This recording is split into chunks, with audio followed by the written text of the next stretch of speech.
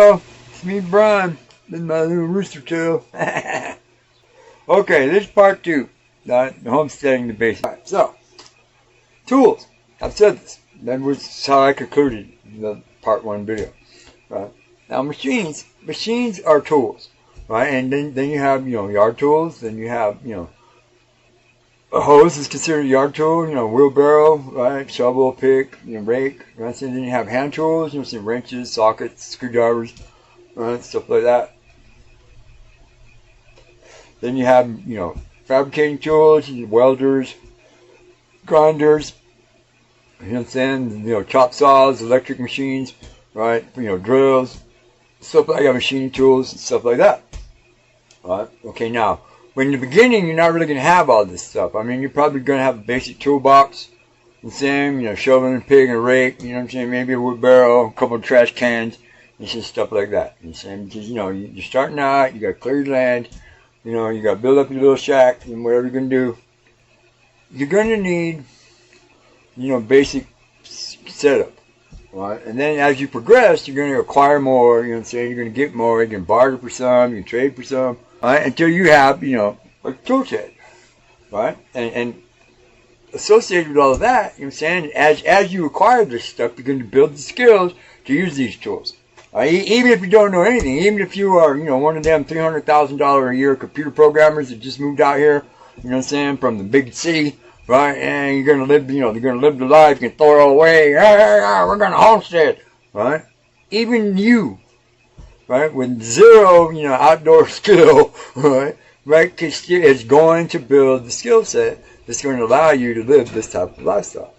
You're gonna learn it by trial and error, but you're gonna learn. So,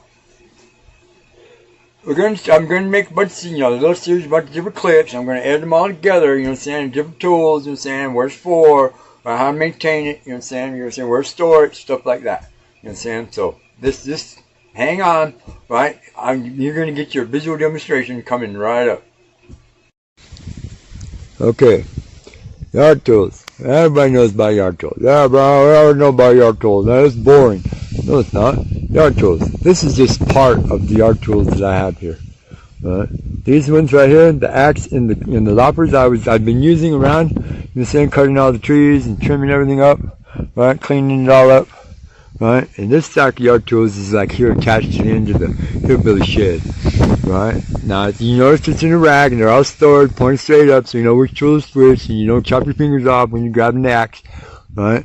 And all this other stuff stacked around it. Right here behind the shed, because inside the shed is storage for mom's stuff. Right now, wheelbarrow. This is one of them. Wheelbarrow. You know what I'm saying? Right. These you need to keep your tools, organized, right, and in a place that is easily accessible. Right. Winter, summer, it doesn't matter. If there's 3 inches of snow on the ground, right, it's 110 degrees outside. You need a shovel. Here it is, right here. Come get it. Right. When you're done with it, bring it all back right here to this area, and you're good to go. Generator, alright, Coleman, Power Mate, 4000, alright, this is a good one, look, it's got 4 plugs, 110s, right, looks like it's switchable, alright, probably puts out, 4,000 watts, right, it's got a good little 4-stroke motor, right, gas tank, right, top part, this is the gas tank right here, down here is the hole where you can, check a few things, exhaust pipe, all that stuff. Right, Dad, wrote some notes himself on here, because generator is one of those tools, right, that you can barter, that you can borrow out, people borrow it, you take it with you, out to boondocks, right, people need to know how to handle this equipment. Dad left these notes to himself on this thing, right, use only 5W, 5/30, right, Quaker oil, right, check the oil every 8 hours. Okay, this is a good solid work machine right here. It's been used a lot, you can tell. Right, puts out good power. Right, if I put some gas in, pull the rope right now, it'd probably start.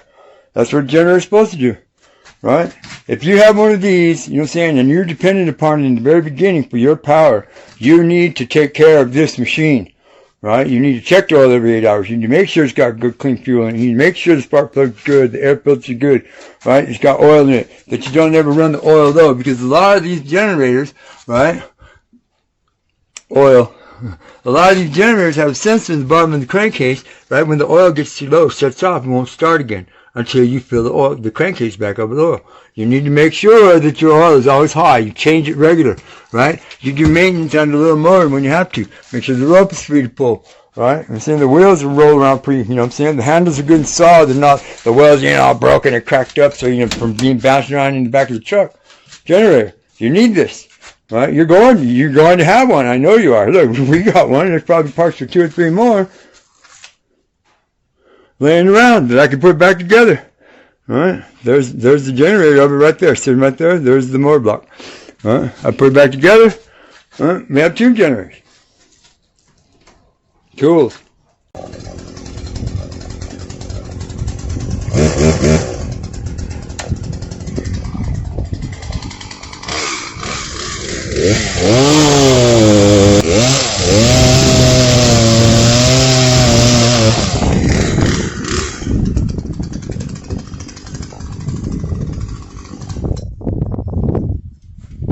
Chainsaw. This is a powerful tool. This is a Poulon PL3314.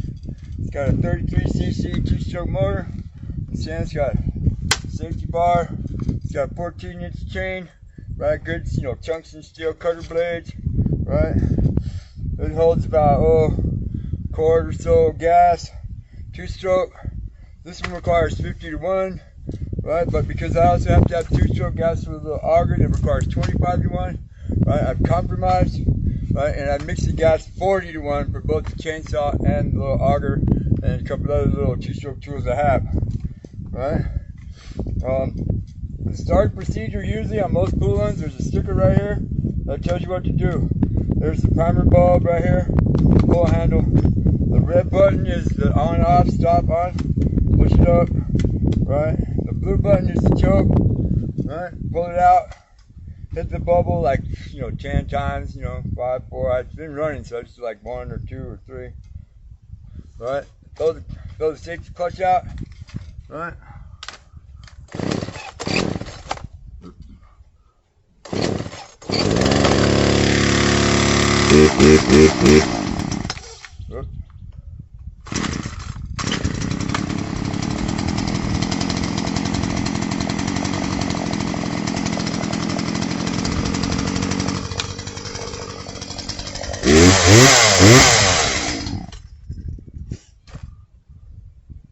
Chainsaw you want to take care of. Right, a lot of them come in their own case and saying you want to keep it in the shed, right? You want to take care of it. I forgot. And the bar, you need bar oil. You can use, regular chain bar oil if you want. Right, hell, regular 30-weight motor oil will work. The bar oil. You don't fill it up all the way till it's overflowing. That makes oil all over the place, makes mess. Shit sticks to your blade. Right, messes it up. Right? You're going to fill it up, like 3/4, just to keep texture, because you use a lot of bar oil when you're cutting a lot of trees. Alright? Every chainsaw comes with a tool. The tool is for tightening the bar right here, and doing other, just got a screwdriver blade for doing other stuff around the machine, cleaning the air filter, pulling out the spark plug, right? Chainsaw. Okay. Hoses is an outside tool. Right? You need a lot of hoses. If you got a lot of hoses, right, you need to, keep them tuned up, right, coiled up, out of the way until you need to use one, right? And I got 3 hoses right here. This red, orange one right here is a 50-footer. The green one is a 100-footer. The gray one is a 30-footer, right? I've already coiled up 2 of them, and I'm coiling up this one.